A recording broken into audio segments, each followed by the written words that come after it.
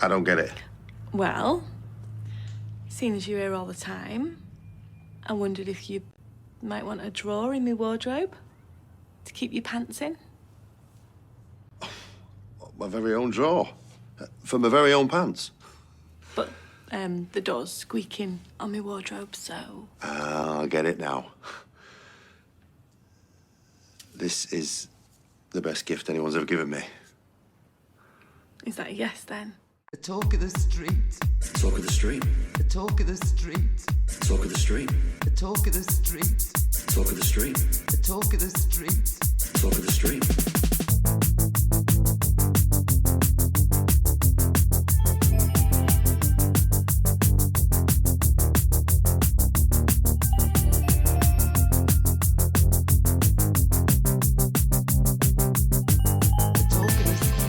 Hello and welcome to episode 181 of The Talk of the Street, an unofficial Coronation Street catch-up podcast that was blown away by the speed of Weatherfield's wheels of justice as in a 24-hour period, Sally asks Debbie if Ray may change his plea, Debbie gets a visiting order for Ray, Debbie goes in to threaten Ray meets with a solicitor, Ray changes his plea, Faye's solicitor lodges an appeal, a hearing is scheduled for tomorrow, and Craig informs the world the Faye's as good as out. I'm Gavin. And I'm a bit stuffy again. Not again. Not again. What are we, episode number 5006 of Health Report? Boop, boop, boop, boop, boop. Well, that's Corrie news. Wee bit stuffy. Wee bit stuffy. Wee bit stuffy. I think we'll take stuffy. Wee bit breathy again, too. Oh dear. That's not great. So, just waiting for the ear, nose, and throat people to call me back, schedule an appointment. Related to the knicker people. Yes. Because my GP is like, there's nothing more I can do for you. Mm-hmm.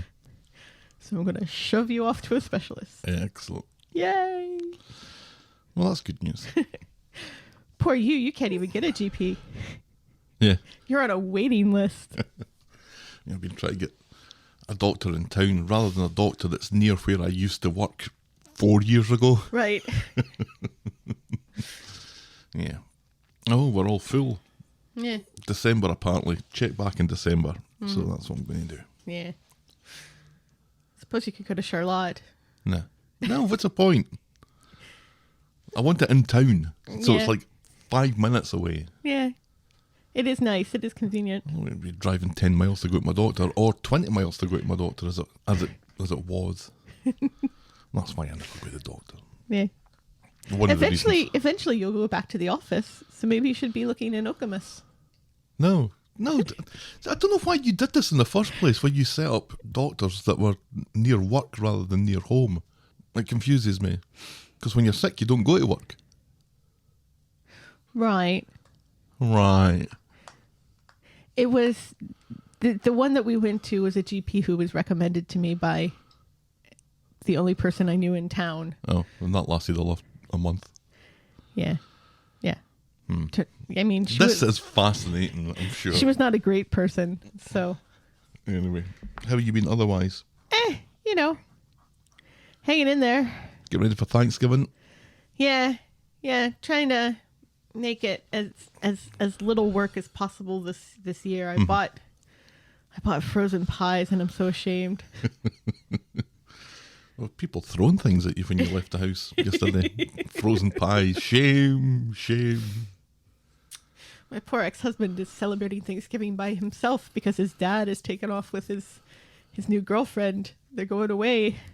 So He has nobody because his sister is anti-vax, so he doesn't want to go in that house. Oh, really? There's a little sitcom just waiting to happen, isn't it? And his brother is very conservative. Nice. So he doesn't want to go into that house. Oh, well. He was probably on his own last year as well. He was, yes. I was getting used to it. I'm surprised he didn't come out to see us Are you? for Stelly's birthday. I thought maybe he would, but he didn't, which is fine. One less ticket to Ghostbusters I have to purchase. Yeah, I'm a little nervous about this. If we're all in masks, it'll be fine. No, that's not why I'm nervous about it. I'm nervous that it's going to be shit. Oh.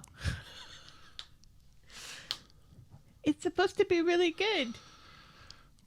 Is it though?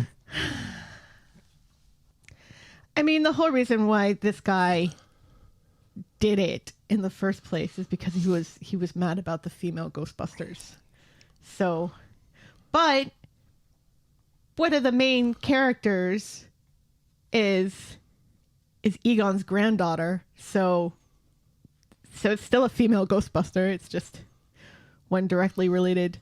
Although Leslie Jones' character was supposed to be Ernie Hudson's niece in the female Ghostbusters movie, which we liked, but lots of people panned. Anyway, Hollywood's weird. And the majority of the movies we've seen this year have disappointed us. Trying to think of a movie that I've seen at the movies this year that I've actually enjoyed. Pig, 9 days. That's it. Yeah, Pig was okay. 9 days was okay.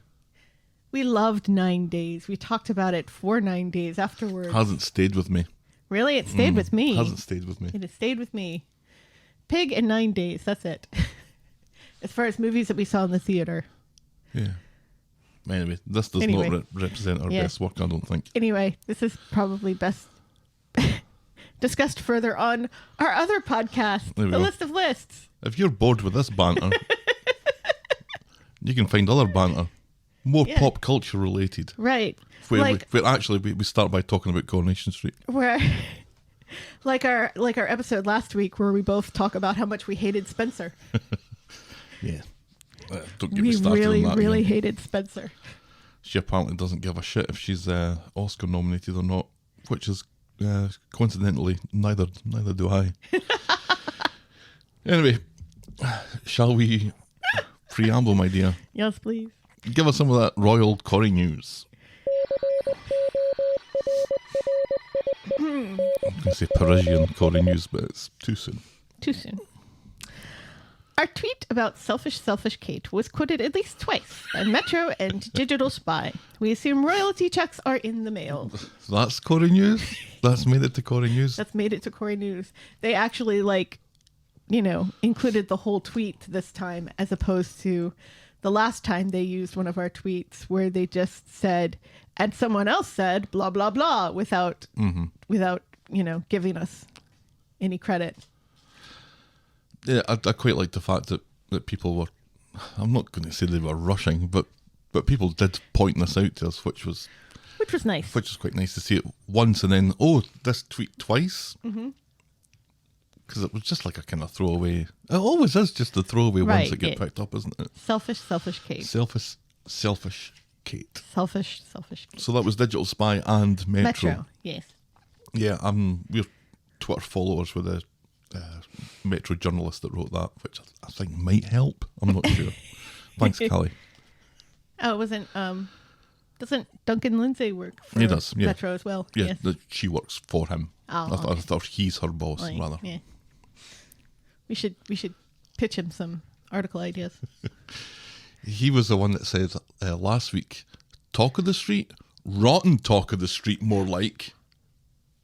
Why did he say that? Because I disagreed with him about which was the best kind of chocolate bar. Oh, okay. That makes sense. I said, that's actually our subtitle. Russell T. Davies spoke this week about the Sally and Kev spinoff Mario's he was working on in the 90s. Yikes. ITV was intrigued but thought the Weeping Angels and Daleks were a bit much, so politely declined. I get that. It did sound awful. Like Kevin Sally, a Kev-centric. Kev comes into some money, so he and Sally move down south, and he opens another garage down south. Way to aim high, Kev. Right next to. Do what you're doing now, but just somewhere else. Right next to a pizzeria run by an Italian family called Mario's. I imagine moustaches abound. Yes. And apparently one of their neighbors is a boozy lady who's always in her negligee. Yeah, yeah. Because it was the 90s. I mistake the 90s for the 70s all the time. Yeah. Yeah. This feels like it was more 70s. I get in 90s. arguments with people online all the time who insist that things from the 1990s are not vintage.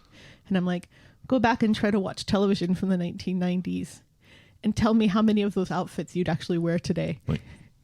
And also shut up. It was over 20 years ago. You're quite a bully online, aren't you? I am. I'm not a bully. I'm just right. Finally, Corrie keeps racking up the awards as Seb and Nina's storyline wins Best Storyline at the Inside Soap Awards 2021. Oh, it did? Yes. Yes, I this missed was... that. Well, the actual awards haven't Aired. Right. Yeah, it was just leaked. This one thing was leaked. Oh. So I'm telling the world. Seb and Nina winning awards left and right. Good for them. Yes, good for them. And that is Corrie News. That's Corrie News. And now we'll podcast for coffee.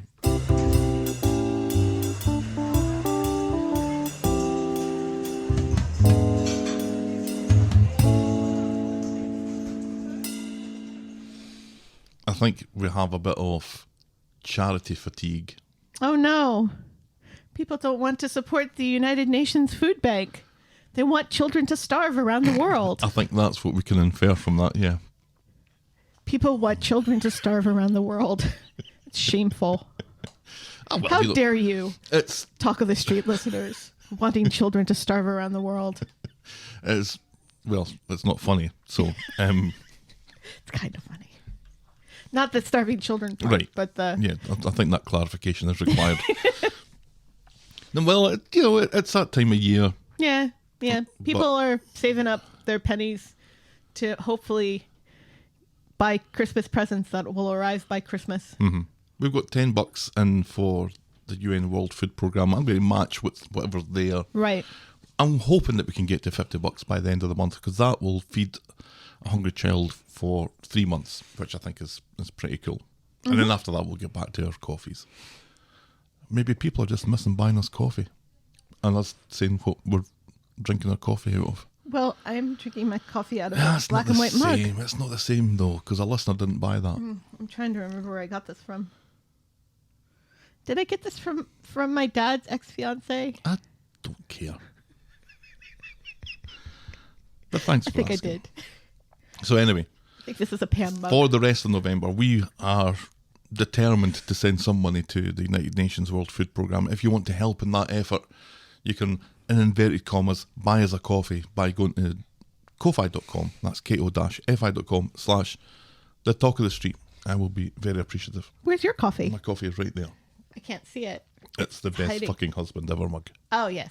Because you are the best fucking husband ever. Oh, yeah. And now this.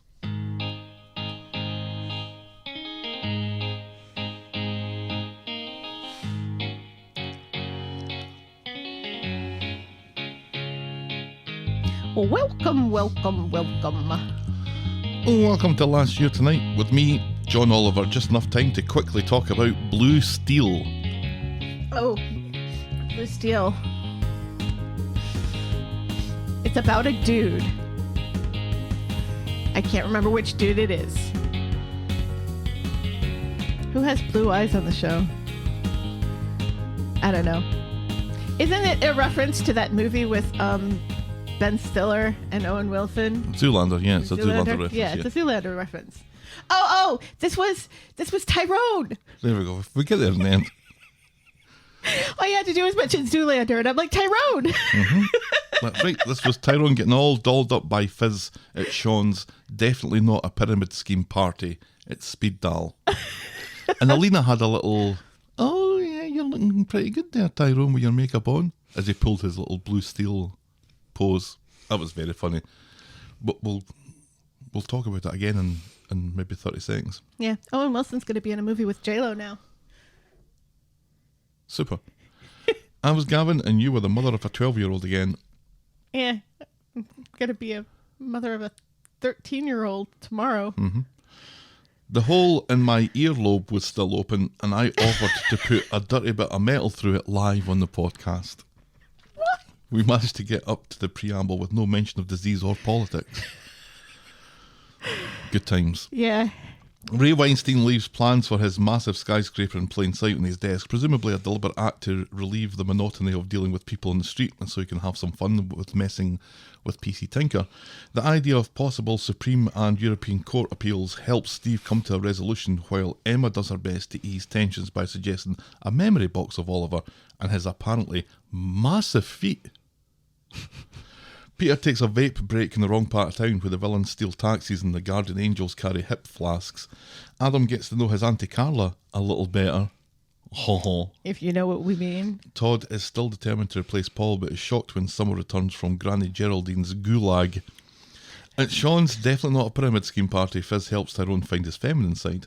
Billy does the work of Kofi Annan a severe disservice. Daniel is panic buying Easter eggs. Our moment of the week was, inexplicably, Tyrone pulling his blue steel face, and our boring moment of the week was Daniel worried about Easter eggs. That was funny.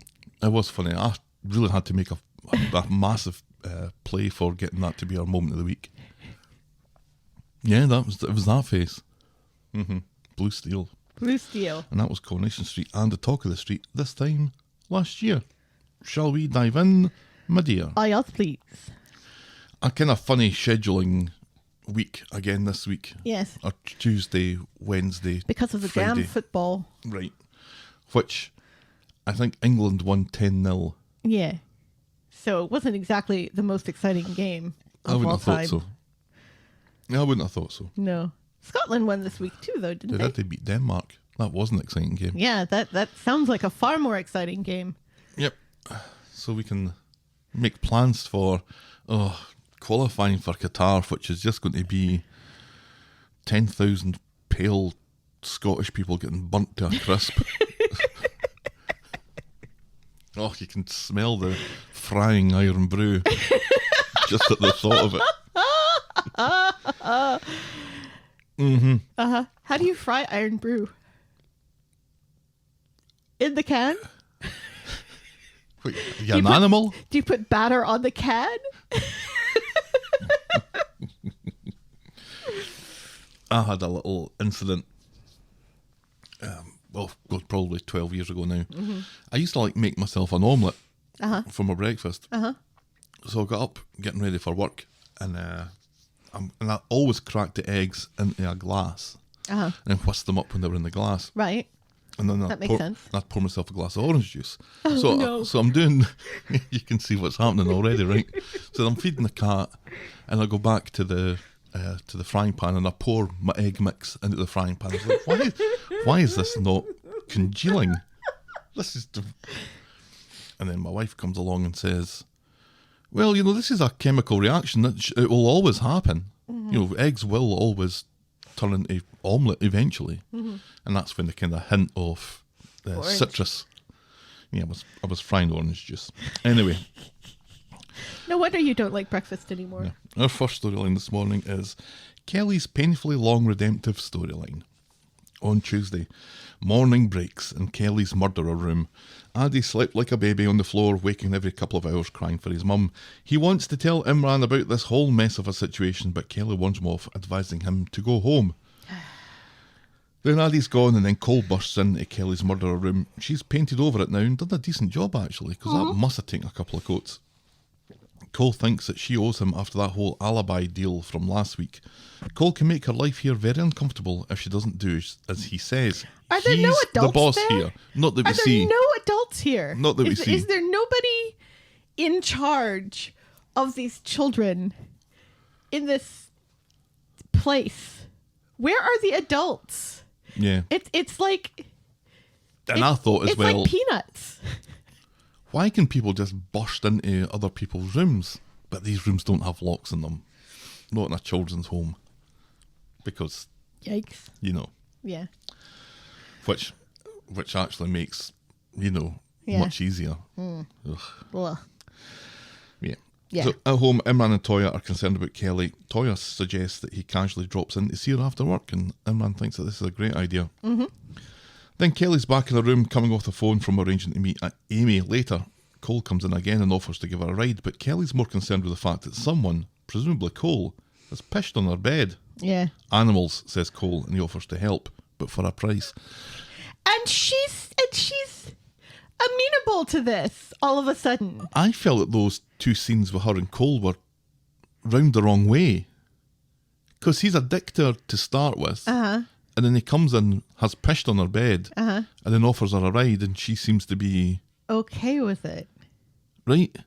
That was really weird and odd. But then again, there are a lot of things in this storyline that are weird and odd and don't make sense and are only done to further the plot of Kelly, the homeless person. Mm-hmm. Because we have to have a homeless person storyline at least once a year, So apparently. There are so many similarities with the Sean storyline, you can quite easily mix them up. Because you have options available. Right, yeah. You have people willing to help. Right. You have miscommunications. overheard Yeah. things, hearing one half of a conversation, not the other half. And then you have the friendly homeless person who offers to help show the way in how to be homeless. Homeless Stew is Homeless Carol? Homeless Stew is homeless Carol. Wow. Yes. She went on the hormones. Quite a few of them by the looks of things. He went on the hormones now. So Carol is her dead name. We will no longer use it. Thank goodness you're so politically correct here. In this fictitious situation that we've just dreamt up. Finally, we have a transgender character in the street again. Just nobody knows it. Andy meets up with Summer in Roy's Rolls. She's surprised and a bit jelly that he stayed with Kelly last night. He tells her that Kelly's place isn't safe. He understands why Summer broke up with him, and she doesn't contradict him and tells him to go home to Dev. So Cole drops Kelly off on the street. Well, being quite mopey about this whole Daisy thing. Summer. It's quite mopey about the whole Daisy thing. Mm-hmm. Like, if only Daisy would fall off the face of the planet and then Daniel would love me. I thought this stupid schoolgirl crush thing was done last week, but apparently That's going to take her a week or so to go over it, I guess. Ugh. So Cole drops Kelly off in the street and then tells her to steal some phones to repair them. Go, steal some phones. Oh, yeah. Can you be more specific? No, just some phones. Some landlines? No, some iPhones? Just go steal some phones. From where? From people or from a shop? Just go steal some phones. Yeah, that was so dumb. She tells him that she's not a thief. He doesn't care. If she wants a place to live, she'll steal him phones.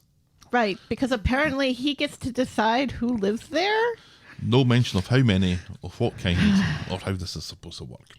I genuinely fear for the well-being of the children of Manchester. Right. Always. Always. In Roy's Rolls, Kelly is very appreciative of Amy spending some time with her. They have a quick catch-up and then Amy goes off for a shite while Bernie has her head in the freezer. She's defrosting the freezer. Right, yeah. It's quite amusing. And she's singing. Yeah, singing quite a bit. Yeah. And she's got like a hat on. Mm-hmm. I believe it has ears. It has little flaps to cover your ears. Didn't it? Yeah. Does it have paws as well at the end of the flaps? Maybe. I don't know. Flaps. So Kelly grabs Amy's phone, which she left on the table, and then runs away. Because people do that. People leave their phone on a table when they go away to the bathroom. Only on this show. Amy gets back from her shite and is furious to find that her phone and Kelly are both gone. And because she's one of the more intelligent characters in the show, she quickly puts two and two together and realises that Kelly stole her phone. Because nobody else could walk in while she was in the bathroom and take the phone. If only Bernie wasn't defrosting in the middle of the day. Right. Kelly calls Cole to let him know that she has a phone, just as Tracy appears to accuse her of stealing Amy's phone while she was off for a shite. I've got one. I've got one, so I'm done now. Right. Imran comes along to cool the situation and Kelly pleads her innocence and Imran believes her. More fool you, says Tracy. Tracy leaves and Kelly puts Imran off coming round for a visit to the home, and that's when Amy's phone rings in Kelly's pocket. Oopsie. Freaking Tracy, though. You know, she acts all high and mighty, but she was not exactly a good girl at Kelly's age. Well, no. And she did kill. Yes. She will kill again. A man, and she will kill again. I'm starting to worry that she's not going to kill again. That would be really unfortunate if she never killed again. I'd be really sad. All those t-shirts that I made. Just wasted. Andy goes to see his dad in the shop. Dev is a picture of worry. He's sorry for giving Addy the wrong impression about favouring Asha. Wrong impression? Wrong impression? And he asks Addy to come home. Addy agrees, but he has a condition. That Kelly comes home with him. Yeah. Dev is reluctant, so Addy gives him an ultimatum. Either it's both of us, or it's none of us. At the law office now, Kelly can't explain to Imran why she stole the phone, so she throws it on his desk and runs out, where she's seen by Addy. Then Addy goes to speak with Imran and explains about Kelly's situation, and Cole, the bully, he tells Imran that the place that she's staying isn't safe. Imran threatens to go and pay Cole a visit, but Addy insists not, that he promised to keep Imran out of it. Kelly can stay with him, so Imran suggests that he and Addy go find her and then take her back to Dev's. And then we see nonchalant whistling Imran casually dropping Amy's phone off through number one's letterbox.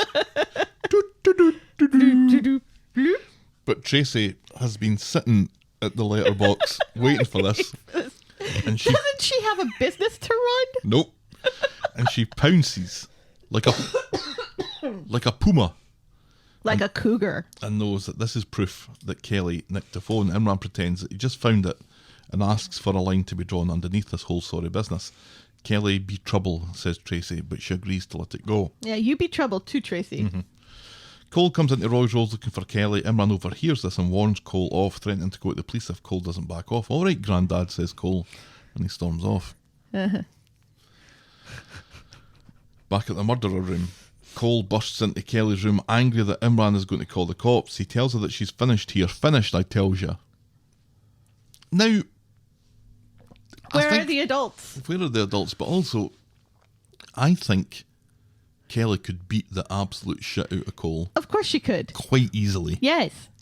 They're trying to make him out to be this hardened, tough guy, street urchin who has a car and yet lives in there. Yeah. Yeah.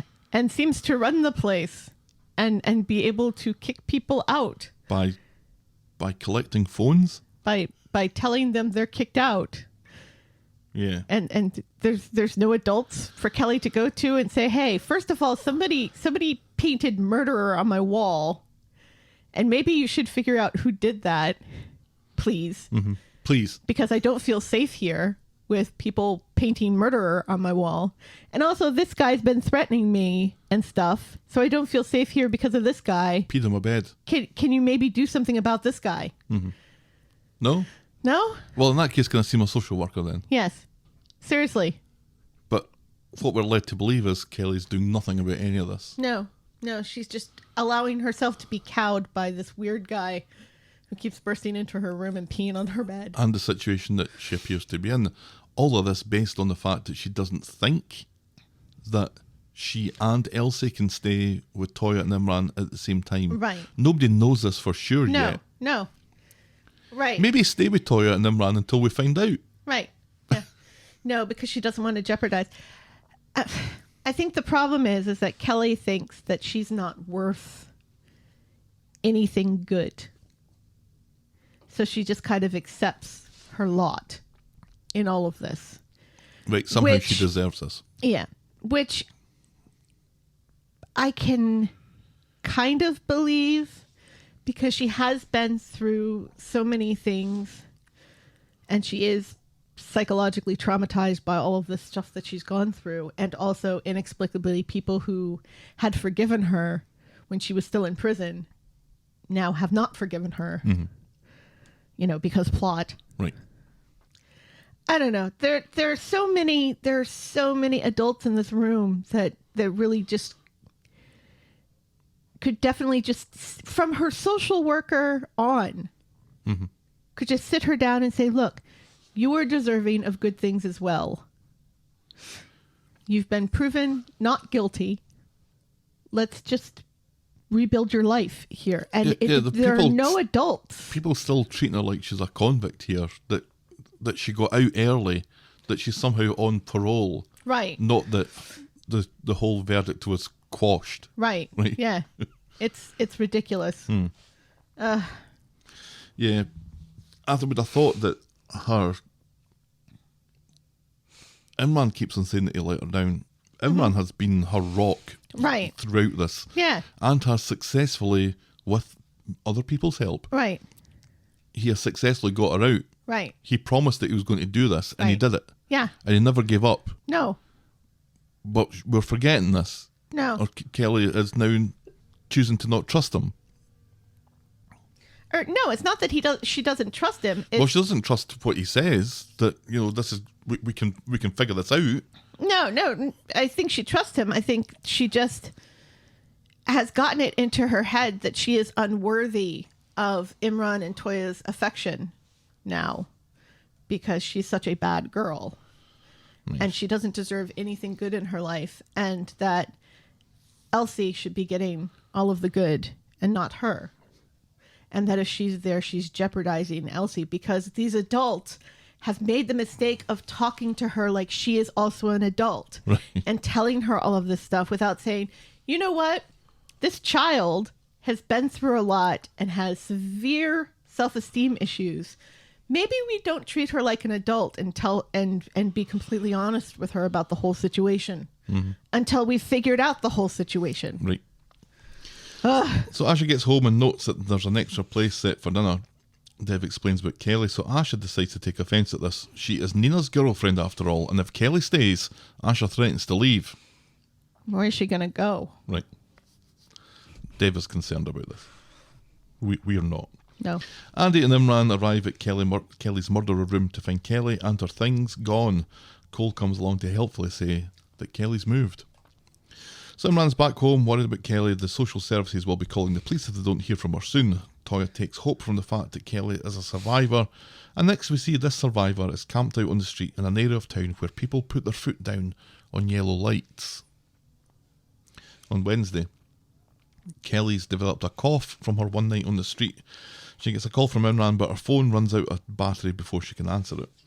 Meanwhile, Imran and Adi are in Roy's Rolls talking about what to do, and Imran heads off to the murderer apartments to see if they have any idea where she's at. Meanwhile, Kelly's hiding her stuff before heading into town. You see, she's got street smart. She's hiding her stuff. Why would she not just take her wee bag? It's not like she has like a cart full of crap. It's to show that she has street smarts. Only she doesn't, because she should have just taken her stuff with her. Well, she's hiding it because she's got street smarts. See, I'm tapping my head when I say that. Sure. Kelly drops into Debbie's rapey hotel to charge her phone in the lounge, but a member of staff suddenly has a problem with this, suspecting Kelly for being the homeless rapscallion that she is, until a man helpfully comes along pretending to be Kelly's dad and pays off the helpful employee who knows exactly how many power outlets are in each room. That was so bad. Do you know something about you can say about people who work in hotels? What? They don't give a fuck about this. No, they really don't. They don't keep track of who's staying at the hotel. No. Even if you're not. Right. What do they care if somebody's using a PowerPoint to charge their phone? Especially if that person is a white blonde child. Mm-hmm. Yeah, that's not somebody that they're worried about. Nope. So the creepy man buys Kelly lunch and goes to buy her profiteroles as well, and then tells her that she's a right smasher if she wants to get her hole off of him. Bye then, says Kelly, and she leaves. Back at her spot, Kelly's distraught to find that all her stuff that she street-smartedly hid has now been stolen. Yeah. Because she was dumb and didn't take it with her. I take back all those street-smart comments that I made. Yeah. At home, Dev has made a welcome home lunch for Addy, but Addy just wants to grab something and head back out to look for Kelly. Fuck's sake, says Asha, look at all this bother your dad's gone to, which guilts Addy into staying, and in doing so he takes off his coat, and in doing so he misses a call from Kelly explaining that she's had all her stuff nicked and she's run out of options. And also, fuck you, Asha. Right. So with nowhere else to go, Kelly ends up back at that room with that creepy guy. And it turns out to be Nick and Leanne's old room. Right. It must be something in the walls of the place, but the guy is very keen to get his hole with Kelly now. Right. What is it with this hotel that just makes people sexual deviants? And he refers to her as a consenting adult. And she doesn't right then and there explain that she is underage. Yeah. Because she hasn't had a chance to steal his money yet. Remember when she said she wasn't a thief? The day before? Yeah. Yeah. That's why she went back, though, right? She went back to steal from him. and then get out. Not to... No. Right. Not if she can help it. Right. Because she's underage. And this is creepy enough. Oh, it's creepy as fuck already. It was so creepy. So creepy. Back home, Imran reports back to Toya that the police haven't found Kelly. They're both at panic stations. Toya says that when they find her, she's not going to let her go. Kelly needs them. So Imran goes back out to hunt for her. The creepy guy, meanwhile, gets some champers. Relax, he says. We're just two consenting adults here who find each other very attractive. Whoa. Kelly tells him that he needs a shower, which is a little harsh. He agrees. So he goes off to do that. Yeah. First he says, "You want to join me?" Which, blah. While he's away, she goes through his trousers and nabs his wallet, but he catches her on her way out. Going somewhere, he asks. So Kelly knees him in the newts and does a runner. Yay! Moment of the week. Back in the street. Already? We're calling it already. Back on the street, Kelly has something of a little mental vacation. And we know this because there's lots of fast cut shots where she's frantic 1 minute and then bawling her eyes out the next minute with music. Yes, with intense music. She dingies a call from Toya, who leaves a message begging for her to come home and she can stay with Addie until they get shot of Elsie. Kelly gets a message from Toya, but for some reason decides to call Addie. He explains that Def has said that she can stay with them and tells her to come back. Through the tears, she agrees, but Asha, meanwhile, is overhearing this and is looking furious at it. Yeah, fuck you, Asha. Coming back from the shops, Asha and Addie discuss how Nina will feel about Kelly moving back. I don't think Addie really cares how Nina's going to feel about Kelly moving back. Seriously. And it's not like Nina will have to live with Kelly or even see her. Right. You know? They can be at Dev's at different times. And also, it doesn't seem like Asha has even broached this with Nina yet. No, she's scared to, I think. Right. Scared to even mention it. Which bodes well for the relationship. Yeah. Not knowing that Nina has already had this huge heart-to-heart with Roy about forgiveness and not being cruel and stuff. Well, she's already kind of forgotten that last week. Asha doesn't think this is right. Kelly is round the corner and overhears it and storms off before she hears Addie talk Asha round. So, So when Kelly calls Addie, she tells him that she's moving back with her mum instead.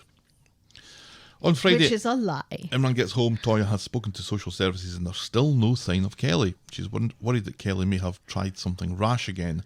Imran suggests going to see Addie and see if she's there. Oh, excuse me. On the street, Kelly is stealing pizza out of the trash when homeless Stu comes along. That's not really stealing, is it?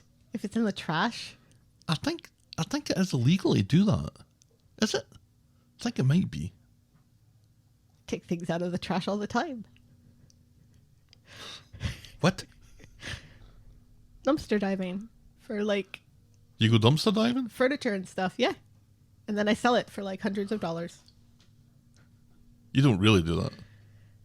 I've done it in the past. I haven't done it in a while. The last time I did it was when... I suddenly feel like I want to wash myself.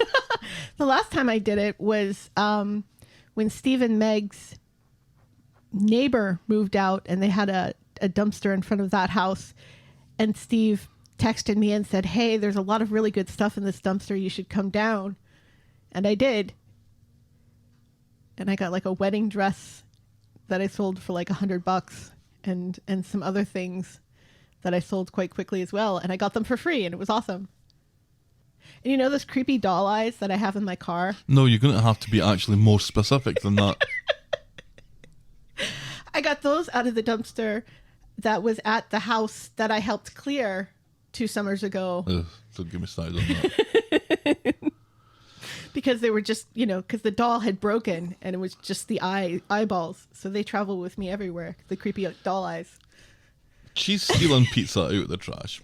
Then homeless Stu comes along with some homeless tips for her. Yay, homeless Stu! He's got a bit of a cough, which I think means that he's dying soon. Yeah, that's unfortunate because we like Stu. Yep, he knows where some proper food can be found, so Kelly falls behind him at a distance. He insists that he's not creepy. No. And he doesn't want his hole. No. And nobody needs to have a shower here. No. Well, not immediately. No. Toya and Imran go to Dev's and learn from Addy that Kelly is now living with Laura the Chin, and he promises to keep them informed. Toya and Imran are grateful that she has a roof, but worry that living with Laura isn't the best idea. And nobody thinks to call Laura. No. So Kelly and Homeless Stu go dumpster surfing at Freshco's. Homeless Stu boasts about his recent adventure bringing ITV Corrie to justice. Kelly pretends that she's not aware of it as Homeless Stu goes on about ITV Corrie and all his scumbag mates, of which she was one. And that's as far as we get with that this week. I like Homeless Stu kind of being the guide to Kelly. Mm-hmm. I like that we figured out a way to get Homeless Stu back on the show. Yep. I like Homeless Stu. Having his perfect teeth. Yes, and his guitar. Mm-hmm. His not wanting to have an inappropriate relationship with a teenage girl. Yeah. Yeah, we appreciate that. Yes, thank you, Stu. But it's... How long is this going to go on? I mean, I feel we're starting down a road that we're now so far down that this has to get much, much worse before it gets any better. It's infuriating because it's such a manufactured storyline. Mm-hmm. You know, it would be one thing. It would be one thing if Kelly was legitimately homeless and had no options. It's another when the show is very clear that she has options, but she's going to turn them down. Mm-hmm. And apparently the police are really inept and cannot find this one teenager who's supposed to be staying at this other place and now is not because of another teenager, and there are apparently no responsible adults keeping an eye on these kids. She has a phone as well. She has a phone. She's got a phone and people know her number. And she has said that she is staying with her mother, and nobody thinks to call her mother and check up on her and make sure that she is there and safe. You know, I fully expected Imran and Toya, when Addie tells them that she's staying with her mom, to say, well, that doesn't make sense. No. She charged her mother with abuse. There's no way Laura would take her back in. And where would Kelly prefer to stay anyway? With Addie or with her mum? Right. I think with Addie. Yeah. Who wouldn't want to stay with Addie? He's adorable. And also is not Laura. Right. I get how we finished that whole ITV Corrie storyline, and you can't just have... Something has to bleed through from that into something else. You know, right. These storylines overlap. There's no absolute line in the sand which says, right, that's all of this done. There has to be something that kind of carries forward. There has to be some consequence of all that stuff has to happen to kind of keep the continuing drama working. But I don't think it's this. Didn't she already have a consequence by being in jail for months? Why must we torture and almost have a sexual abuse storyline go there? In that bloody hotel that needs shut down. Hasn't Kelly been through enough? Can't we have something nice happen for Kelly? Wouldn't that be nice? For nice things to happen. What? Chariot Square Hotel is an anagram of Ray's Rapey Hotel. Maybe. If there's less queues in it. Probably not. Moving on then. To our next storyline this morning is Phill Her Up with 2 L's. On Tuesday, Tyrone is at Fizzy's waiting to take the kids to school as Fizz pretends that she's not jelly about Tyrone's lunch date with Isla. He was thinking about cancelling because of Hope, because you know the whole thing that Hope only has one friend thing. Yes. She asks him not to ruin anything for his girl, and Roy's Rose Maria's bored out of her tits listening to Fizz going about how she doesn't care about Tyrone dating Isla and pretending it's all about Hope and Darcy. Jelly much? Asks Maria. Fuck off, says Fizz. Tyrone is explaining the lay of the land to agony Aunt Kev, who thinks it's up to Tyrone who he dates and why. It's not up to Fizz. Despite this, Tyrone is still going to cancel the lunch date after all. He's been guilted out of it. Kev points out that dumping Isla might actually not do much good for Hope's friendship with Darcy then. So... Yeah, it's a real catch-22 that Tyrone's got himself in, isn't it? Right, Joseph Heller wrote about this exact situation. And then, fresh from her chat with Maria and eager to display that she's not jelly after all, Fizz comes along and gives the luncheon her blessing. Huzzah! So Tyrone meets Isla at speed dial. She wants no kid talk over lunch, and instead they both get down to full frontal flirting. Isla complaining that her ex wouldn't be up to the adventure of lunching with someone new, and she lives for excitement. So does Ty, he says. And now Fizz is boring the scrotum off of Phill with two L's about the Tyrone Isla situation. Phill with two L's also starts to smell the jelly germs from Fizz. Fizz insists that she's moved on. Right, with him, with Phill. Right, this is happening. I've moved on. Yeah. Currently. Yes, I'm with you. As I'm saying this, standing right in front of me. This is a demonstration of us moving on. Yeah, and it's totally natural to bitch about your ex with your current. I do it to you all the time. I did it to you at the beginning of this podcast. You did. You maybe want to have a little look at yourself about that. Later, a successful lunch has been had when a bloke comes in who turns out to be Isla's not ex-husband. Tyrone says that if he knew that, he wouldn't have flirted with Isla, so just as Fizz and Phill with two L's come in, the bloke punches Tyrone square on the nose. As Tyrone has just apologized. I'm sorry, she said she was single. Boom. He says I wouldn't have been flirting with her all through my poppadoms if I knew that she was married. And he's like, yeah, it is a hilarious punch, and the sound that it was afforded on the show was not equivalent to this little jab that the guy gave him. So you helped that out a wee bit on the Twitter, didn't you? With a honk honk noise. It's Imran Stapler all over again. Yeah. I thought it was hilarious.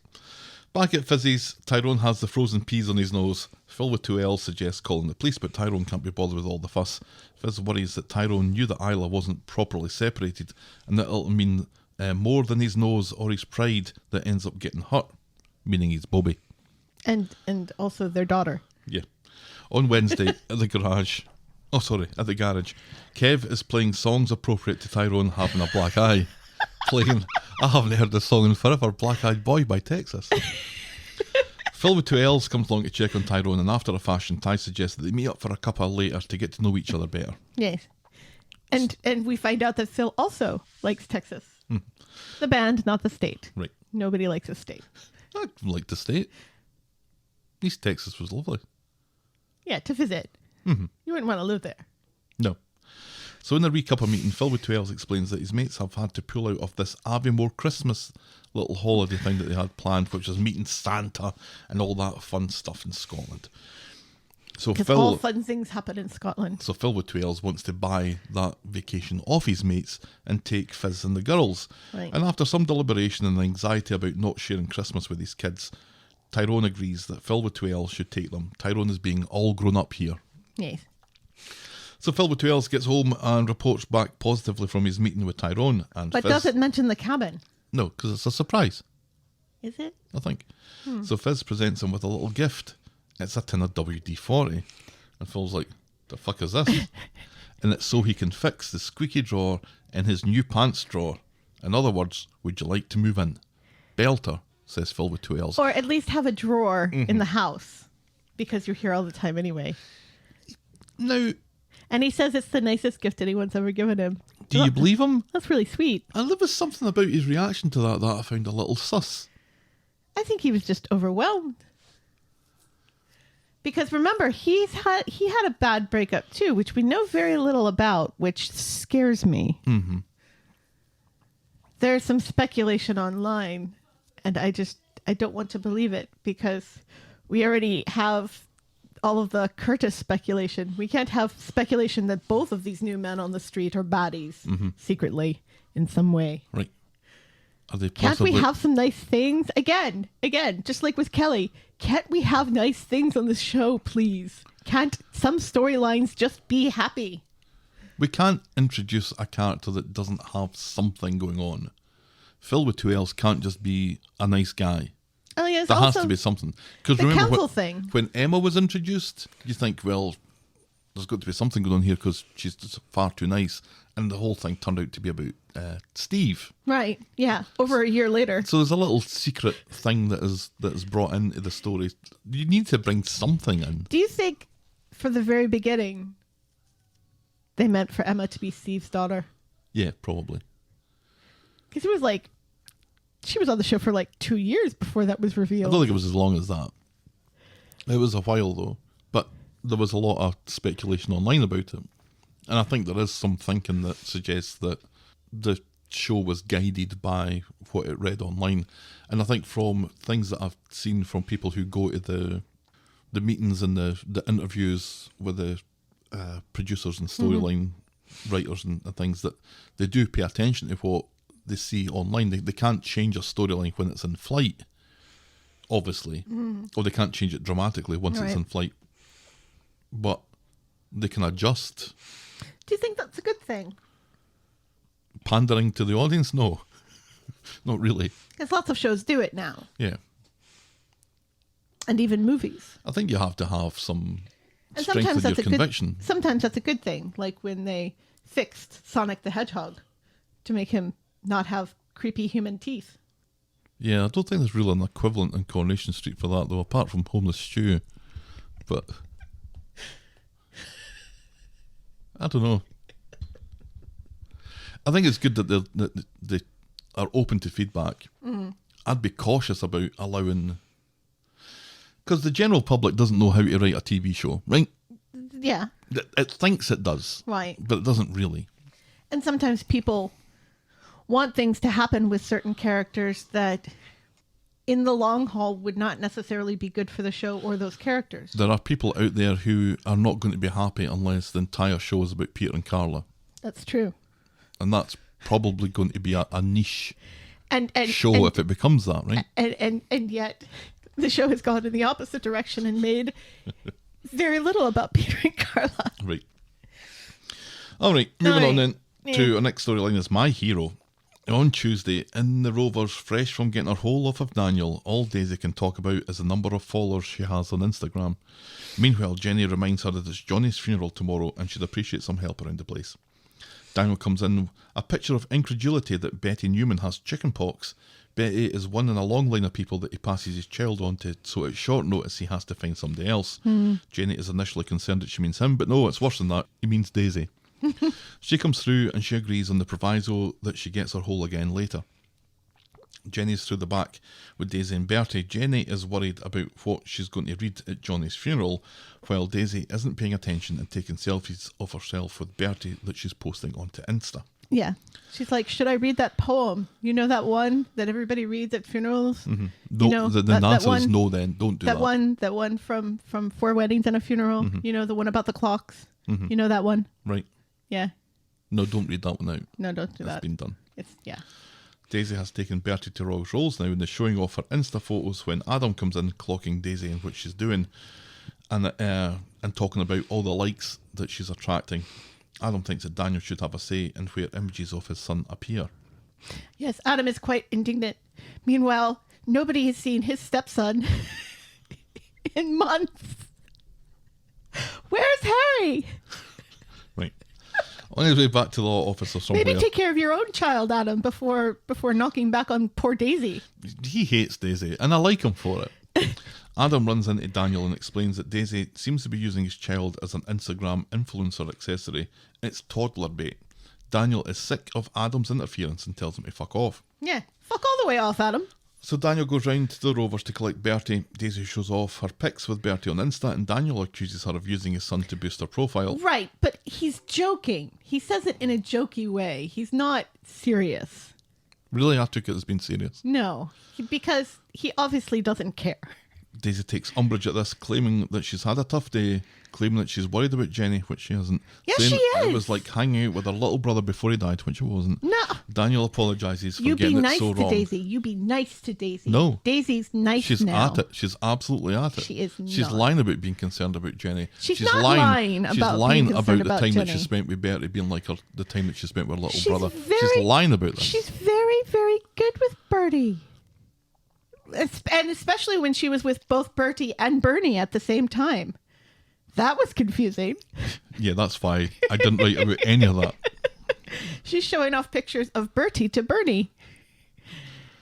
And Bernie defends her against Adam, which I thought was nice. On Wednesday, Sisterhood.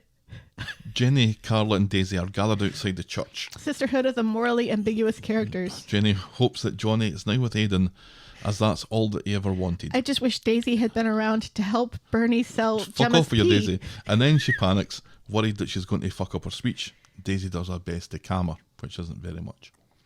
In the church, Carla gives her eulogy, wishing that she'd had more time to call him Dad. She insists that Johnny was a hero. Everyone's like, was he? Who gave his life for Jenny. Did he? Did he? Which is an absolute and obvious and outright lie.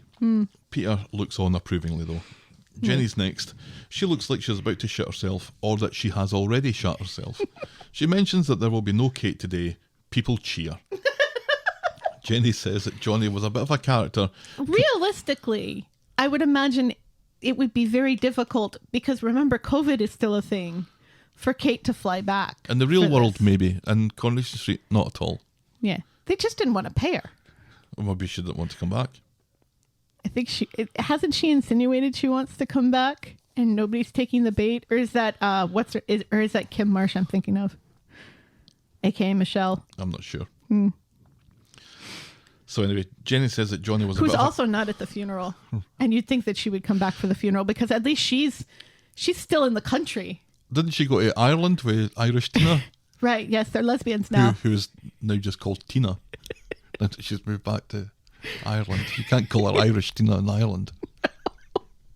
And she's helping. That'd Yeah, be amusing. they're in. Everyone's first name in Ireland is Irish.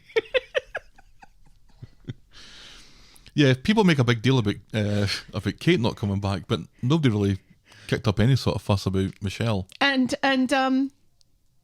Allie, or is Allie still in prison? Where did Ali go? Let's not. I think he may be still in the jail. So anyway, For that thing that he did that was illegal. Jenny says that Johnny was a bit of a character, confused about chili con carne from time to time. He made people laugh. He tried to rob the bistro. He saved Like her. lasagna. He saved her life, and she doubles down and calls him a hero, and then breaks down at her lies. Daisy goes to help, but Jenny tells her to sit the fuck down just as Daniel arrives to give Daisy support. Which was nice. Jenny witters on about Johnny. She regrets the mistakes that they both made. And after the service, Daisy thanks Daniel for showing up. Mm-hmm. Back at the Rovers, Jenny is halfway to pished, despite everyone telling her to call Canny on the booze. Privately, Carla suggests that Daisy keeps an eye on Jenny. Meanwhile, Jenny discovers from a phone call that she's been left 20 grand from Johnny's will. Yeah, and that Kate and Carla and Rosie get nothing. Rosie? The baby. Susie. Rosie's in Japan, remember? That's right. She's being trafficked according to you, in being Japan. sex trafficked. Again, hilarious. Jenny thinks the cash should go to Carla or Kate or baby Susie. Daisy is appalled and starts working on talking her out of that line of thinking. But Jenny knows that Daisy wants her to keep the money because she wants it. Daisy, Which is unfair to say. nope, perfectly true. No. Daisy just advises that she sleeps on it, but Jenny isn't having any of it and suggests that Daisy wouldn't be interested in Daniel if it wasn't for his free house. Which she just found out about because Daisy says to her, look, people believe weird things. Daniel's mum left him a house that he's not living in. Mm-hmm. But she found out about the house and the value of it. Coincidentally, at the same time, she lost interest in Ryan. I ain't saying you're a gold digger, says Jenny. And then we'll just stop talking about that. Daisy... She does name check Kanye, though. She does.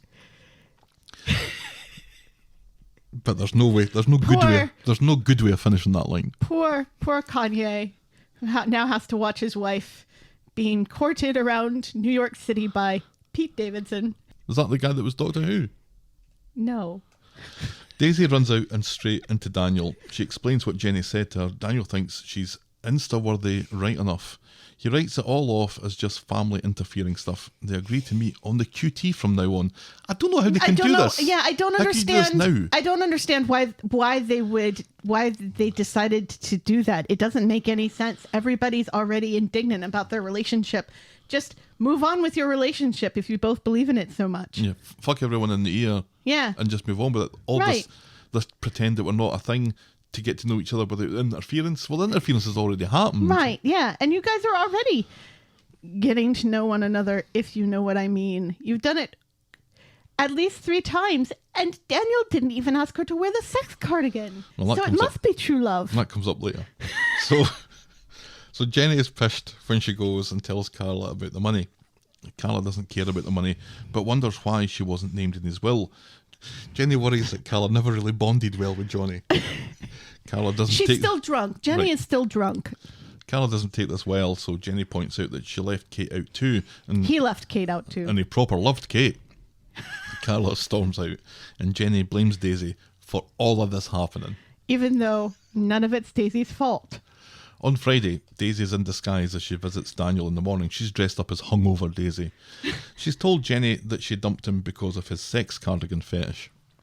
At the Rover, and then says, "No, I didn't. I'm just joking. But it should be me that dumps you because, well, you know." Yeah. At the Rovers, Jenny's a bit worse for wear. She doesn't remember anything from yesterday, and Daisy lets her believe that nothing bad was said to anyone. Mm-hmm. Then in comes Daniel, who loudly announces that he's dumping Daisy because of her toenails. Yeah, that was funny. Later, Jenny's trying to set up Daisy with Ashley Hardcastle, the new Weddy County striker who's currently doing a shite in the bogs. Ah. Daniel pretends that he's not interested, so consumed is he with Benedict and Beatrice. He's reading Much Ado About Nothing in the Rovers, and then wonders why people hate him. I've read classic literature in bars before. In the Rovers? Not in the Rovers, but in other bars. And ABs.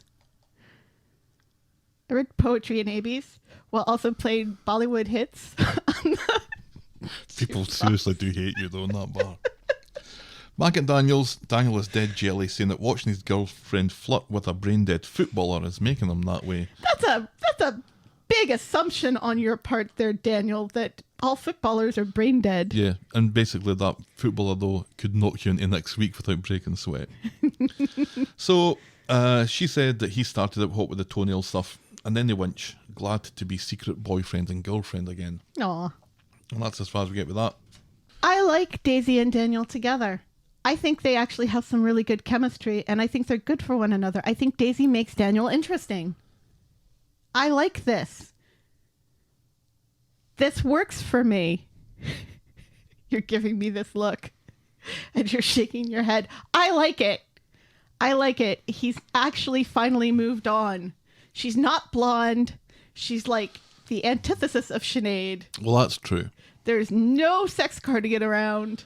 Yeah. And there won't be. And, you know, Daniel sticks up for her, which is nice. With Adam, you know, saying, fuck you. Mm-hmm. I can do what I like. Fuck you. Mm-hmm. I don't know. I like this pairing. I'm all for it. You think they have chemistry together? I do. They have more chemistry than Craig and Faye. Well, that's like saying that this brick has no chemistry with this sheet of aluminium. No offence. I'm sure none taken. But, well, the two of them just don't go.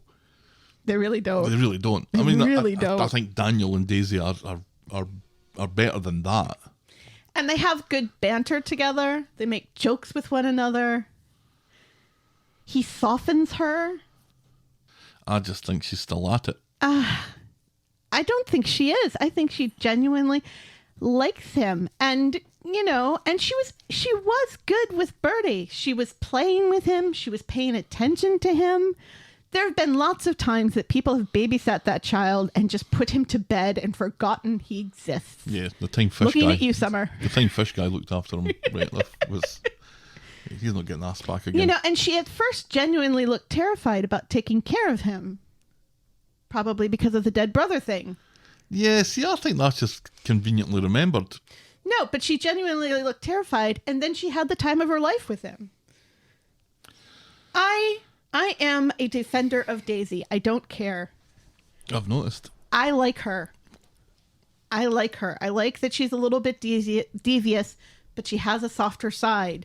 She's like the new Tracy, and I'm all for it. She works as a character. She makes sense. And she and Daniel together make sense. I don't think I know you anymore. Moving on then. Well, then I guess you're just not getting your hole tonight. Moving on then to Faye is still a thing. Taking the sex cardigan off right now. Oh, no! So cruel. I'll have to get my masturbation cardigan out. Which one? The crusty, crunchy one? Decisions. Our next storyline this you're morning doing the laundry then. is Faye is still a thing. Faye exists. On Wednesday, Tim goes to visit Faye in prison, telling her that she looks awful. Faye isn't in the mood for chatting, and she's still a bit smarting for missing Seb's funeral, which was ages ago. She's given up on getting out anytime soon, which brings us on to this week's hard debate. Which some people responded to not knowing that this is a joke. We'll get to it. So Tim went to visit Faye on Wednesday, but who among us can even remember why she's in prison in the first place? Did she push Seb off a ladder? Did she sinkhole stuff? Probably. Sell Gemma's wee? Or was it something to do with Adam? Now, the voting was thus. The sinkhole stuff, probably 4.4%. Nice. Sold Gemma's wee, 5.6%. Pushed Seb off a ladder, 7.8%. But overwhelmingly, with 82.2%, something to do with Adam wins this week's hard debate. Mm-hmm. It's the level of trust that, or it says something about the level of distrust that people have with us. Mm-hmm. That was a joke, and that we do remember why Faye's in prison. I think you should have made the other answers a bit more jokey. Well, pushing Seb off a ladder? That was like 3 years ago, and it was feeling. Right, but is that funny? Yeah, pushing Seb off a ladder's always funny. Not when he's already dead. Well, didn't die from that. No, but he is dead now. Selling Gemma's wee? See, everybody knows who did that. Yeah, and that's... Oh, I can't be explaining why something's funny. No, what I'm saying is you should have made things up instead of using things that were from other storylines. Maybe. Because you're really good at making this stuff up. You should have said something about Fish Guy. There was a Fish Guy one in there, and I took it out. You should have left it in. I took it out. You should have left it in. I didn't trust myself. You should have put, like, sold Fish Guy some steak. Only have 25 characters, remember, for each option. I know. Twitter is awful. Polls on Twitter. There should be 5. You should be able to have 5 options. You should be able to do as many as you like, and there shouldn't be a character count on it. No. Or it shouldn't be 25. That's why on List of Lists, I have to say, for the 5th option, to comment which down I think below. puts people off. But anyway, back home, Tim is beside himself. Faye is locked up, and there's nothing that he can do about it. Ray fucking Weinstein is still having a hold on her life. After a chat with Tim, Sally meets up with Debbie and explains the Faye situation and wonders if Debbie can get a confession out of Ray Weinstein. Debbie thinks it's a long shot, and plus it's raining, so I'm going to go away now. On Friday then, Debbie walks by David as he's cleaning up outside his house. This is still remnants from the sinkhole, which he blames Debbie for. Mm-hmm. And that bloke Colin from the water board. And how is this all my fault? And Debbie notes down the name and trots off. At the bistro, Kev is talking with Debbie, reminding us all that Ray paid off Colin to go to ground because he disappeared shortly after the sinkhole happened. But Debbie reckons that Ray definitely got Colin to manufacture the sinkhole, and she goes through the books looking for some evidence. So later, Debbie goes to visit Ray Weinstein in jail because you can set that sort of thing up at a moment's notice. Debbie jumps straight to the point. Plead guilty to sexual assault on our Faye, or Debbie will tell the police that he's responsible for killing Johnny Connor. Ray insists that he has an alibi. He was in prison. Right. But Debbie mentions tracking down that Colin guy and how he just had £45,000 land in his lap. Isn't that a coincidence? No hole and Johnny would still be alive. That's true. Plead guilty on the Faye thing and he's looking at 5 years.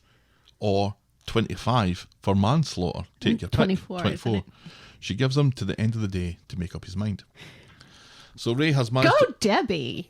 Oh, I love this. It gets better, though. I love Debbie being Debbie. It gets even better, though. This is so much better than, Debbie acting like a chicken with her head cut off on Coronation Street. Mm-hmm. Ray has managed to arrange a meeting with his solicitor. And to cut a long story short, he goes through the entire story with the solicitor. And the solicitor confirms that Debbie is right. Ray probably is liable and could get 24 years for Johnny's death. Well, he makes up a story. He doesn't directly tell the solicitor, who's new and young and confused. Right. But he gives him enough information. Right, yeah. So, yeah, you could get 24 years. And this is the bit that I loved. Debbie meets up with Kev and the Rovers, and it turns out that Debbie just took a punt on this, on seeing 45 grand come out of the company books and kind of bet that this is what Ray Weinstein used the money for. Yep. And now they just have to sit and wait to see if the gamble pays off. And they don't have to wait too long, because then Tim bursts into the Rovers with some incredible news. Incredible news! The wheels of justice have been spinning. Ray has changed his plea. Faye's solicitor has lodged an appeal. Faye will get that appeal tomorrow. And according to Craig, because what the fuck does he know about anything, Faye will be getting out of jail by lunchtime probably. Kev and Debbie overhear this. Debbie doesn't want any fuss made, and Kev is dead proud of his sister. Mm-hmm. And that's that. It's almost like the show remembered that Faye was in prison. Mm-hmm. How can we quickly get her out of prison? Mm-hmm. And back on the street. Right. Because we need more women on the street. More single women. Debbie, as you correctly said, was phenomenal in this. She was awesome. And the thing is, it's Debbie being Debbie. These are skills that Debbie definitely has. Right. I like it when they allow Debbie to be Debbie. Mm-hmm. But the way that she went in and was in complete control over the whole conversation and was toying with him, really. Chef's kiss. But then when he goes away and you can see how it was all a front, and she was like playing a role basically. Mm-hmm. Oh, I just loved it. Yeah. Because at that point you think, she's got nothing. She really has got nothing. She's a total bluff. She remembers the guy's name. That was all she needed, really. Yeah, and the name and the 45. Yeah. Right. Yeah. Poor David, though. Poor David. Because this means that he'll never get justice for that sinkhole. No. Well, does he deserve it? He should have done something about it months ago. Well, he couldn't. Well, he didn't. Because they needed it to stay open for Coronation Street last year. And then they couldn't do Coronation Street last year. They had to push it to this year. So it just had to stay open longer. Because COVID. Right. And plot. Yeah, I loved that. I really do think that Faye could have got out months ago if Tim had gone to visit her sooner. Months ago. Right. Our penultimate storyline this morning is the battle for Roy's conscience. On Friday at Roy's Rolls, Roy has got wind of a film that Max has made in another storyline, and he talks to Sally and Maria about what's going on with the world these days. You know, why don't we find something positive to do? And he says this before they find out about the video. He doesn't know about the video yet. No, he does. No. Anyway, he gets the idea for putting a Christmas market together for charity to raise people's spirits because, you know, the whole Johnny thing. Sally and Maria think that this is a great idea, and then they kind of fight about who loves the idea the most. The community... Do they seem to forget that the last time they had one of these Christmas markets, Shona got shot in the head? Well, what did they do last year? Because Shona didn't get shot last year. She got shot 2 Christmases ago. Right. I would imagine they weren't able to have a Christmas market last year because COVID. They did something, though, because last Christmas was great. I loved the last Christmas. Right, because it was all character driven and not spoofy stuff. Right. Like Shona getting shot in the head. Stomach. This community is always, because you get shot in the head, you're dead. This community... Well, it depends upon where you get shot in the head, because she had brain damage. I tell you where Shona got shot in the head. Nowhere in the head did Shona get shot. She got brain damage from the operation after it. This community is always at its best. That hospital really needs to be shut down because they keep killing people. Yeah, you're going for an ingrown toenail and all of a sudden you're in a coma, right? This community is always at its best, says Maria, when it comes together and fights Eva in a fountain at a stately home on her wedding day. And Roy agrees. Or beats up a van from Underworld. Carla's having a cuppa with Nina later, complaining about Johnny leaving her out of the will and giving the money to Jenny, and Roy overhears this and snaps at Carla, telling her that she should count herself lucky that she had her parent in the first place, and then he runs out, leaving Carla to wonder just what the actual fuck that was all about. And it was about something that happened in another storyline. So later, Nina is closing up when Roy comes back, somewhat calmer than before, clearly affected by Sam from another storyline. He's worried that the gun that killed Natasha was Abby's, And Nina tells him not to be a silly Billy and to focus on his Christmas market idea while she swallows all the saliva that suddenly appeared in her mouth. Right. And that's as far as we get with that this week. So the tables have turned, and now it's Nina gaslighting Roy, whereas before it was Roy gaslighting Nina. Yeah. They're made for each other. Now, this is the interesting part that's coming out of the Coronation Street, the thing that's bleeding, one of the things that's bleeding into this, other than the Kelly stuff, is Roy's conscience. Roy's conscience. And how just telling a little lie is really having devastating him. A terrible effect on his mental health here. Yes. Because he is now consumed with the fact that he might be responsible because he told a lie for Natasha dying, and Sam's reaction to that, which is the manifestation of that. But it's really not true, because even if he had told the truth, Harvey already had the gun. So telling the truth wouldn't have stopped Harvey from shooting Natasha. No, telling the truth would have got Abby put up in on jail. an attempted murder charge. Right, yeah. So he could not have stopped Natasha being shot. No. So he is kind of being a silly Billy. I just hope that things that I've seen speculating to happen don't happen. No. Because I would be very angry if it did. No. Well, we can't have that. No. But you know what? The last time I got very angry about something that was speculated to have happened, Addie survived an explosion and was walking around the next day. So, Right. you know. Yeah. You take your battles. I think it's an interesting thing to focus on, though. Roy normally being this kind of monument to being true to yourself and having morals and scruples and living your life towards them, and damn the consequences. You know, if you turn out to be, you know, kind of disowned by people, or if you end up making somebody unhappy by you living what you see as your life right, then to hell with it. And this is the time that he hasn't done it, and he's kind of looking at what has happened as a consequence of that, and finding an awful What he lot, believes to be a what consequence. he believes to be the consequence, right? But is not, in fact, a consequence. Yeah, but how he feels about Natasha that is really would how he die. feels about it. Natasha would have died either way. Because let's remember, it wasn't Harvey shooting her that made her die. It was the operation that they gave her Yeah. that caused her to die. That hospital needs to be shut down, because either you die or you miraculously recover from... Yeah, in a minute. Yeah. Our final storyline this morning then is Silent Sam. On Tuesday, this is another week where Sam has said absolutely nothing and still been a kind of a remarkable presence in the show. Apparently he's up for awards now for Brassic as well. He will win an Academy Award someday. Yeah. On Tuesday at number 8, Max is acting shiftily on his laptop when David comes bounding down the stairs. The conversation quickly descends into David shouting at Max about his schoolwork, and Max not giving a solitary fuck one way or the he other. has a science project to do, apparently. David meets Summer in Roy's roles and asks her to tutor Max on a big science project that he has due this week. Summer always gets the best out of him, so they arrange for her to help this afternoon. And she's happy about this because she's dumped Addie and Daniel is not interested. Right. Right, And I've so. just seen a tweet come in from Tina, and I think I promised to sing a song that I've completely forgot about. Yeah. So that'll have to wait. Yeah. Summer is helping Max, who still isn't interested in his schoolwork. He'd rather be working on a different project, a film project that he'd like to show Summer and get her ideas on it when it's done. And Summer agrees. It's clearly porn.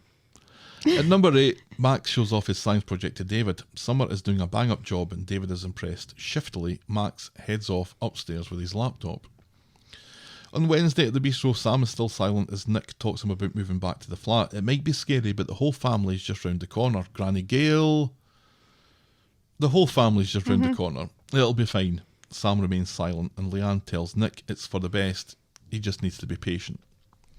So Nick, Sam and Leanne are walking back to the flat when they bump into David and Max oddly has a ton of questions about who cleans up a flat after someone gets shot. Yeah. Really inappropriate. Sam and Leanne wander away while David and Nick wonder exactly what the fuck is wrong with Max, and Max doesn't seem to realise that he said anything wrong. Yeah. Back at the because flat. apparently with the new head, they forgot to add a heart as well. Yeah, this part of him is. I mean, it's one thing not being interested in your schoolwork and kind of being lippy and being an annoying little brat, but at this Now point, he's a sociopath. He's proper evil, asking these questions to poor Sam. Right. Well, It's proper evil. is it proper evil when he doesn't realize that it's evil? Still makes it evil. Yeah. Tim Bundy eating people when he probably doesn't realise that it's... Ted Bundy didn't eat people. Didn't he eat people? No, that was the other guy. Oh, that was Jeffrey Dahmer, wasn't it? Yes, it was. Yeah, well, Get your serial killers right, yeah, Gav. that blows my argument right out of the water. Back at the flat, Nick continues to fret about it being too soon for Sam to be back. Leanne continues to point out that they're a family. This is where they live. It'll be fine. Just be patient. Even though Sam explicitly said he doesn't want to live in that flat. Well, And at the time, they all agreed, yeah, we'll find someplace else to live. They seem to have forgotten that. yeah, because real life. Leanne has had an idea.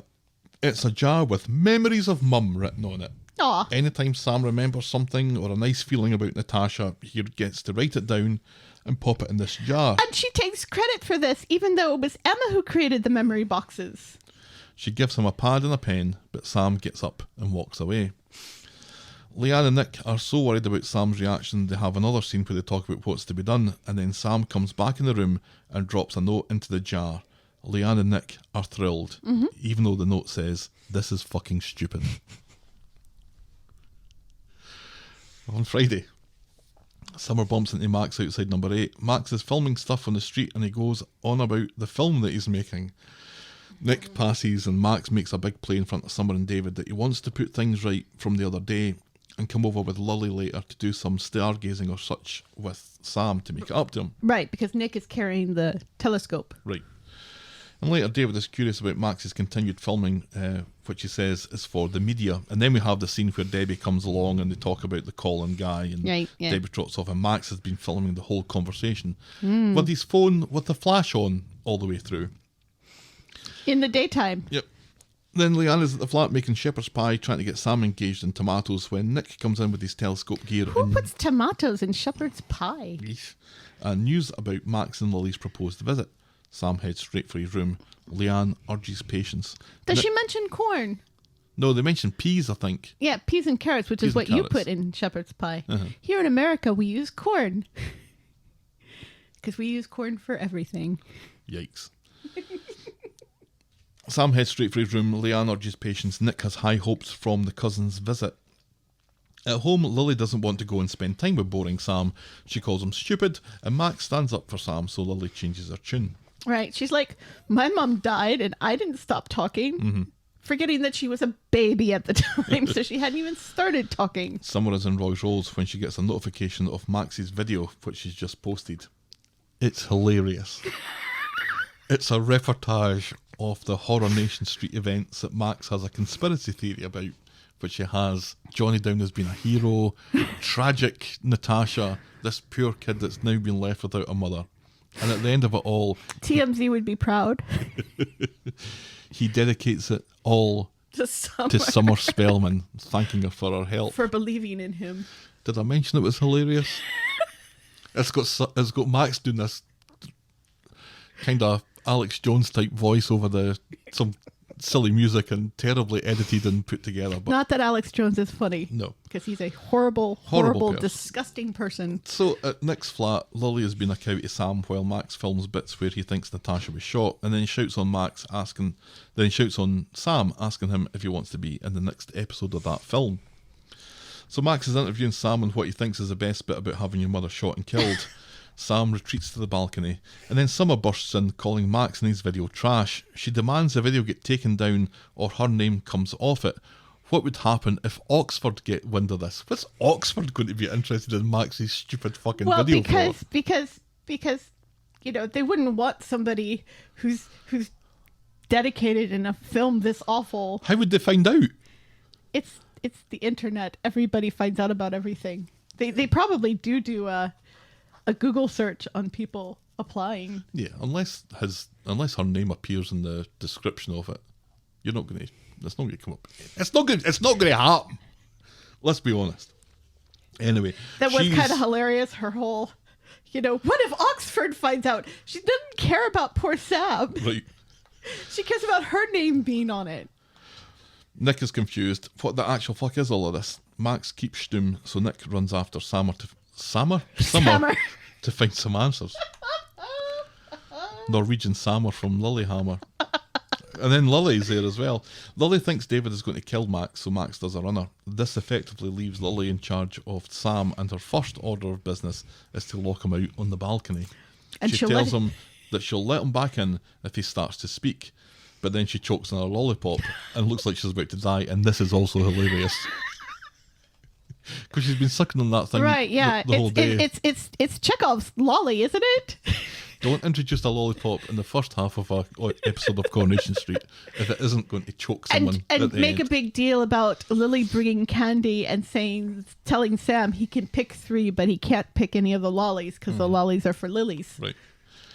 So Sam throws his telescope at a passing Roy and the Undertaker, or so we're kind of led to believe, and they both rush up to the flat where, after laughing for a bit, Roy saves Lily's life by punching her on the back.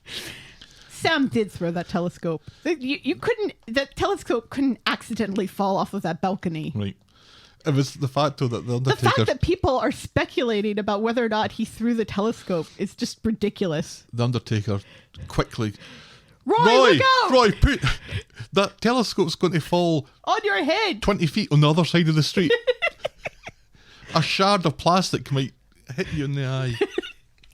The fact that the Undertaker and Roy are walking down the street together, inexplicably, but they've never had a scene together ever. The Undertaker lets Sam back into the flat, explaining Sam's mutism to Roy, because Roy's kind of wondering, why didn't you shout? Why didn't you say that something's wrong? The Undertaker calls an ambulance while Roy goes off to find Shona. Why did they call an ambulance when they've already saved her life? Yeah, she's fine. She's fine. She's fine. You dislodged the lolly. She's fine. You're putting her life at risk by putting her in an ambulance and taking her to hospital. Nick has caught up with someone and apologised, and he spots Max and tells him to stay put just as an ambulance drives by. Nick has a go at Max for upsetting Sam and stuff, but Max isn't interested until they turn the corner and see Lily getting loaded into the ambulance, still sucking on that lollipop. David and Shona are there, everyone filled with questions about what happened to leave Lily in charge of Sam. The Undertaker explains what happened with the telescope to Nick and Leanne, and Nick thinks that this is a positive step, but Leanne worries that the telescope wasn't thrown. Throwing something is a form of communication, like waving it at someone, and Nick points out that the alternative is that Sam was willing to stand and watch Lily die. And I don't get this, because they know that Sam can communicate, because he does nod his head at them from time to time, and he wrote a memory of his mum and put it in that jar. He wrote notes. I don't really see him nodding very much at all. He does occasionally. Later, with David and Shona there, Max is forced to come clean about the film that he made, which Nick calls a video nasty. Has you seen it? It's hilarious. What were you thinking? Be helpful again. On the way home, in the middle of the street, in the earshot of Summer, David accuses Max of making a snuff film. Has he seen it? Has he seen it? Again, it's hilarious. And has he seen a snuff film? Does he understand what a snuff film is? Max is embarrassed out of his tits. Yes. Everyone has gone home, which allows Nick to blame himself for everything and how he's fucked up Sam good and proper if he won't talk to save his cousin's life. Leanne urges patience. He broke his beloved telescope to save his cousin's life. I think that's something. There you go. At home, David is collecting all... See, I think Leanne she seems like she's got a bit of a cold coming on or a bit of a cough. Maybe that's what's made her just be a bit disagreeable about this whole Sam throwing a telescope thing. Right. There's borders along that balcony.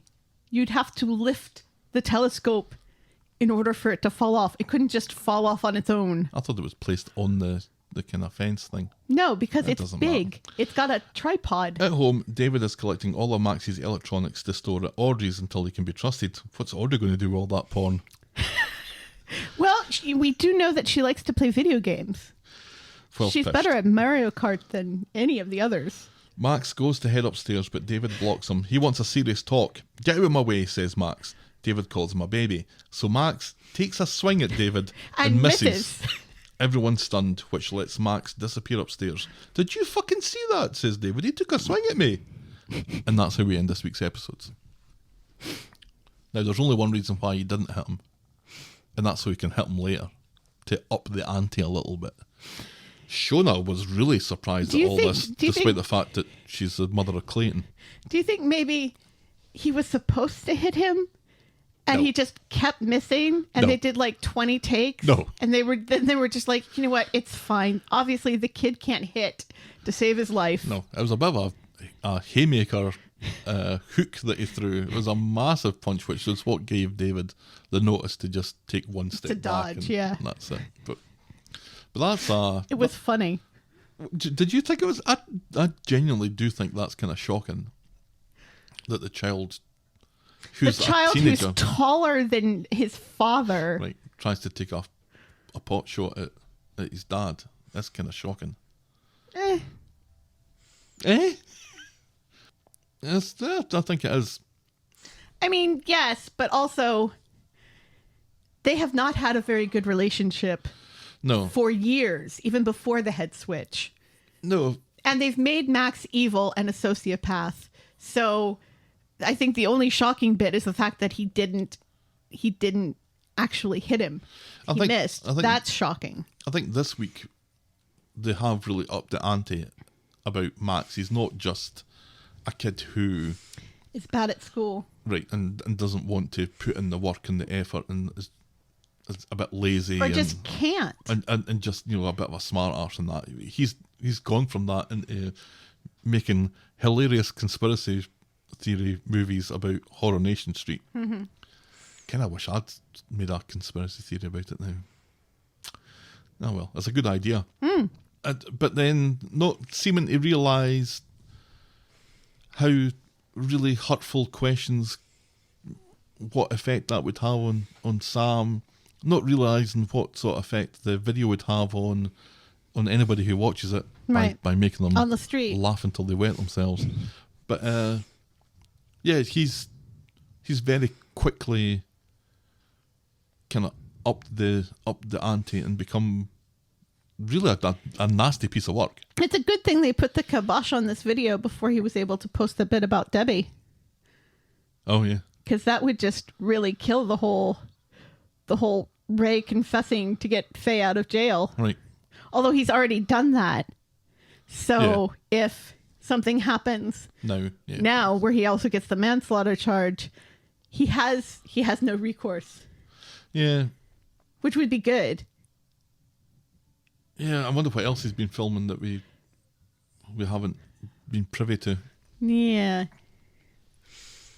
I don't know. And at this point though, I don't know what David does. What do you do? Because at the end of the day, when you give a punishment, or if you... Right, he's already taken away the electronics. Right. But there has to be, at some point the kid has to realise that I'm doing the wrong thing, or by continuing this isn't going to do me any good whatsoever. I need to just let this go. This isn't the hill that I'm going to die on. But does he call the police and charge him with assault? I think that's what you have to do. You have to start involving PC Tinker in this. And the last time that Craig was involved, it was too much for him. Yeah, he walked out of the house. And that had nothing compared to this. Yeah. Maybe get him a psychiatrist. Maybe get him into some counseling. Right. That might help. But then again, they're having a hard enough time getting Sam seen because Sam's on a wait list. Yeah. Although it sounds like Sam's going to get help next week. So that's good. What do you make of the Nick and Leanne thing? Because Nick is constantly fretting and worrying and blaming himself and wanting to take action. And Leanne, on the other hand, I mean, if she urges patience once, she's urging patience 1,000 times. Right.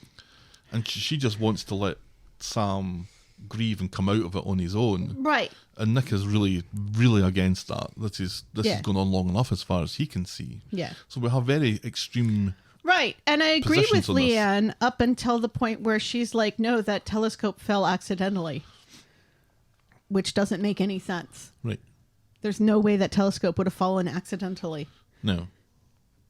Sam sacrificed his beloved telescope to save his cousin's life. So this whole treating Sam like he would allow Lily to die, As funny as that was. rather than try to get help, is that implies that Sam is also a sociopath. Very much so. And he's not.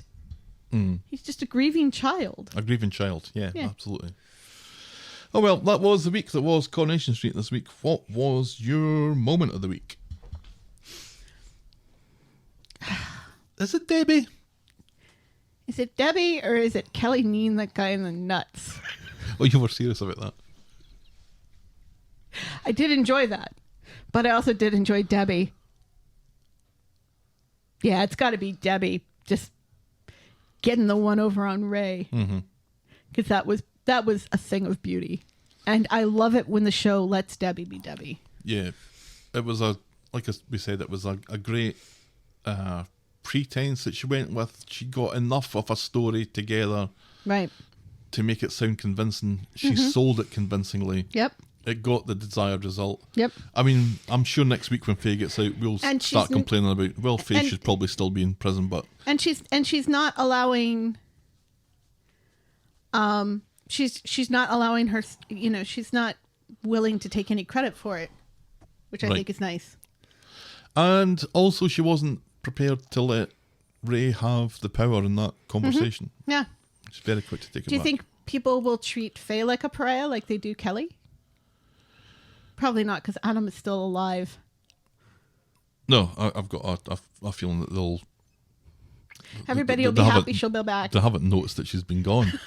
I think. This means that Craig and Faye are going to get back together, and we'll have all of those awkward scenes of them pretending to be in a relationship. Yeah, Oh God, I hate that. she should have served her time. She just Seriously. has put her head down, served her time. Anyway, despite all that negativity, that is our Moment of the week. Our moment of the week. our boring moment of the week.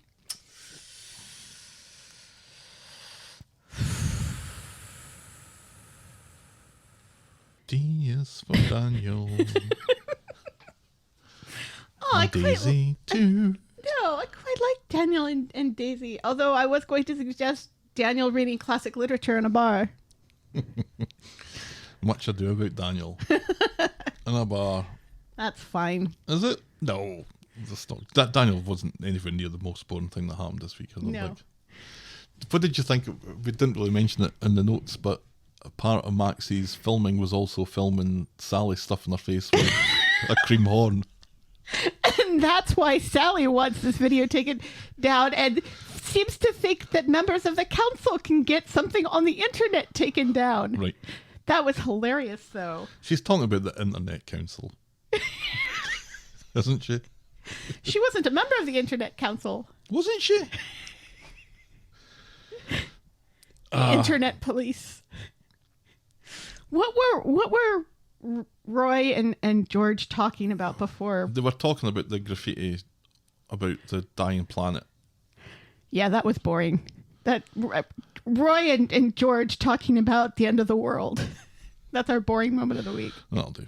That's it. Boring moment of the week. They can make the apocalypse boring. I think it was boring just because it is kind of just what people talk about.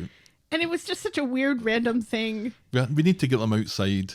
We need to get them together. Right. For some reason, because they're in today. Right, yeah. Roy has to be the one to save her so that he finds out about Sam's mutism, which he should have already known about. It'll be interesting to see where Roy's Weatherfield Angel Award comes from, or whatever it was, the Aggie one the other year. Yeah. Where he actually Didn't saved Rita someone. win? Rita's won because she's That a was foster fake. mother. That was fake, wasn't it? That was all fake from Sharon. Not that Sharon, the other Sharon. Yeah, the other Sharon. Anyway, Anyway.